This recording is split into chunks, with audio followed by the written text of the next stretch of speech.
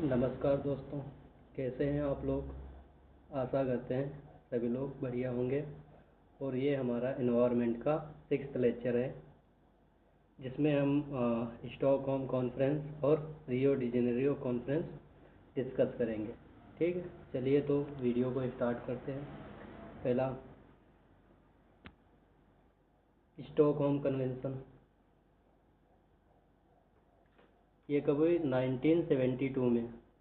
ठीक है, और कहाँ पे हुई है? ये हुई आपकी स्वीडन में।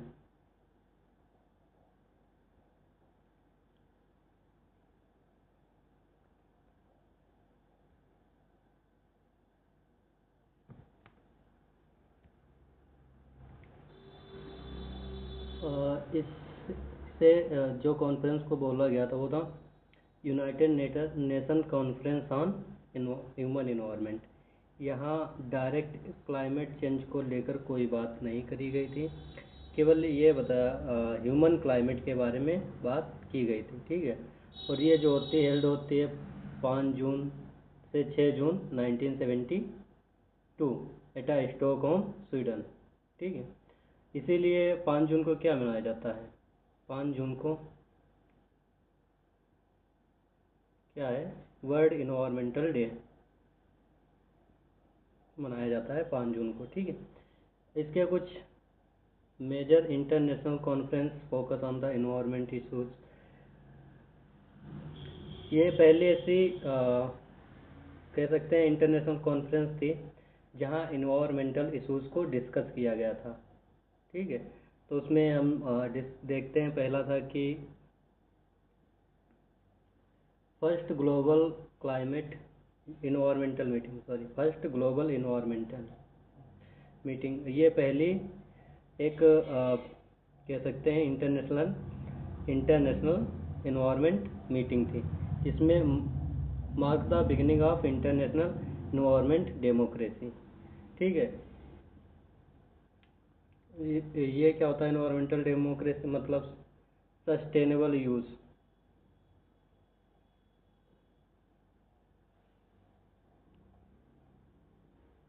और थीम क्या थी इसकी? Only one earth. ठीक है, इसकी जो थीम थी ओनली वन अर्थ। नेक्स्ट, इसमें पार्टिसिपेंट्स की बात करते हैं।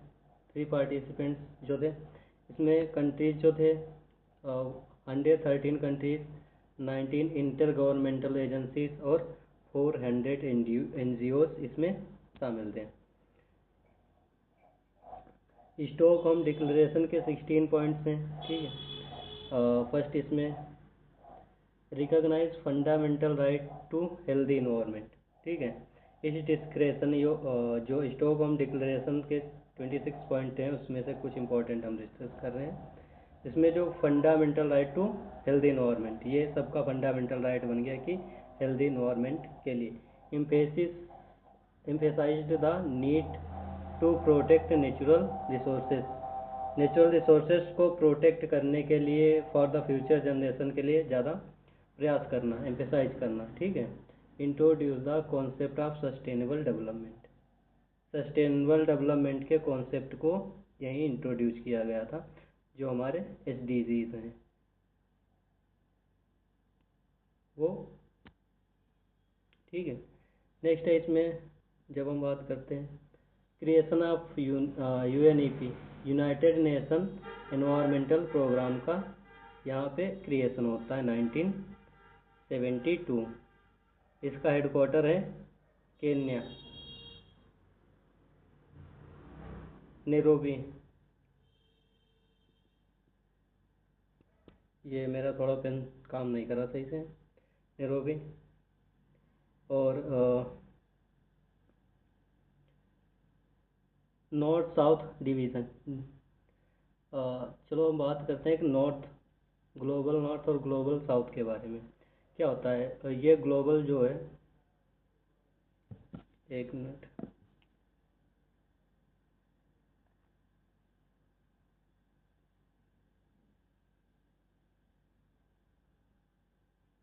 जो ग्लोबल है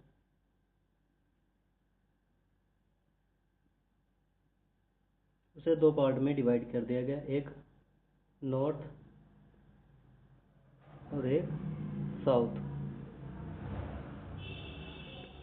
ये जो नॉर्थ साउथ है ये जियोग्राफिक मतलब जियोग्राफी के हिसाब से नहीं किया गया। नॉर्थ में वो कंट्रीज रखे गए जो डेवलप्ड कंट्रीज हैं, डेवलप्ड,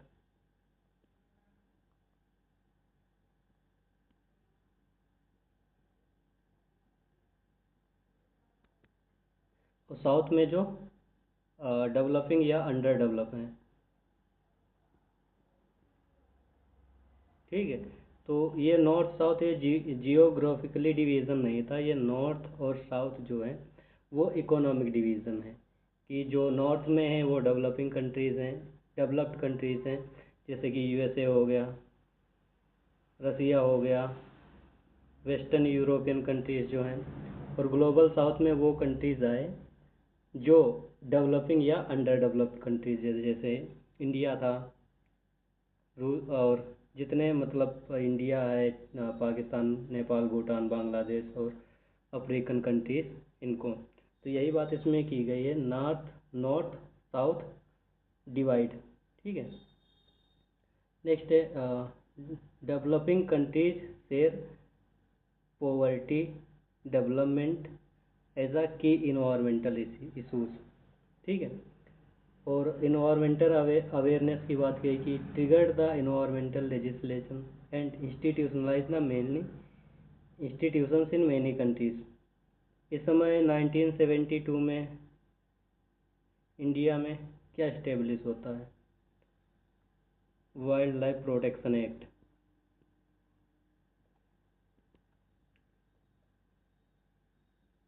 और इस जो स्टॉकहोम कन्वेंशन में उस समय हमारे जो प्रधानमंत्री थे माननीय श्रीमती इंदिरा गांधी जी, वो जाके इसमें पार्टिसिपेट करती हैं। वो के और एक अपनी स्पीच में कहते हैं कि poverty is the cause of environment change, जो गरीबी है वो क्लाइमेट चेंज का कारण है। इस चीज़ की बात वो करते हैं जाकर के। ठीक है, नेक्स्ट हम बात करेंगे, वो अगली है रियो डी जेनेरियो कॉन्फ्रेंस। उसके 20 साल बाद की जाती है। जो ये स्टॉकहोम कन्वेंशन है वो 1972 में, और रियो कॉन्फ्रेंस 1992 में। ठीक है, यहाँ एक चीज़ आपको देखने को मिलेगी, इसे कहा जाता है अर्थ समिट। ठीक, इसे अर्थ समिट भी कहते हैं।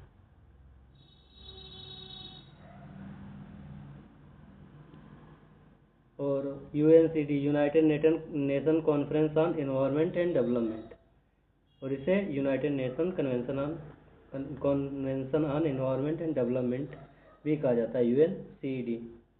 ठीक, ये हुई थी जो 3 जून से 14 जून तक 1992 में in the Rio de Janeiro, Brazil. ठीक है, और इसका जो थीम था इन्वायरमेंट एंड सस्टेनेबल डेवलपमेंट। इसकी जो थीम है वो इन्वायरमेंट एंड सस्टेनेबल डेवलपमेंट, और जो थीम है उसकी स्टॉकहोम की वो है ओनली वन अर्थ। ठीक, ये थीम्स ही ज़्यादा एग्जाम में पूछी जाती थी। पार्टिसिपेंट की बात करते हैं, 172 कंट्रीज थी, 108 heads of the state and governments, और 2400 से भी ज़्यादा एनजीओज थे। ठीक है,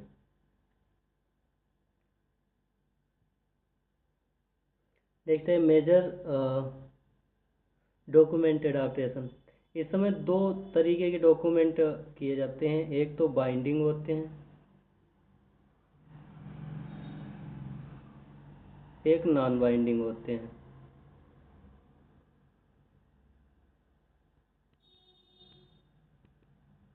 बाइंडिंग और नॉन बाइंडिंग। बाइंडिंग में जैसे नॉन बाइंडिंग की बात करेंगे तो एजेंडा 21 ऑफ फॉरेस्ट प्रिंसिपल, ये जो थे वो नॉन बाइंडिंग डॉक्यूमेंट्स थे, और 3 बाइंडिंग डॉक्यूमेंट्स हैं जिसे इसमें आगे आएंगे। उसके बाद हम उन 3 डॉक्यूमेंट्स को और एजेंडा 21 ये सारे को थोड़ा डिटेल में डिस्कस करेंगे।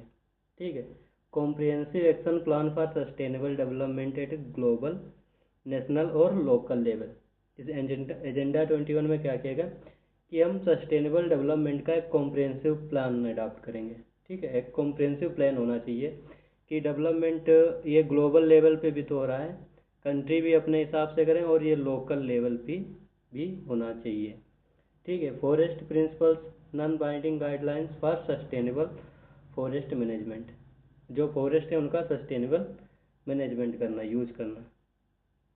ठीक है। नेक्स्ट है इसमें 3 major conventions opened for the signing. ये जो थे ये बाइंडिंग थे, जैसे UNCCD, United Nation framework for the climate change.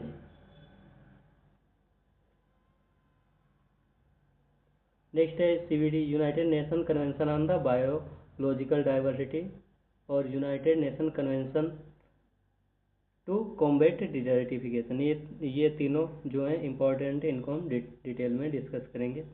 और इसकी मीटिंग तो हर साल होती रहती है, अभी भी शायद चल रही है। अभी चल रही है, नहीं चल रही है इसका तो शायद, ये मीटिंग जो होती है नवंबर दिसंबर में होती है, शायद सितंबर नवंबर या नवंबर दिसंबर में इसी टाइम पे होती है। ठीक है। Principle of common but different responsibilities.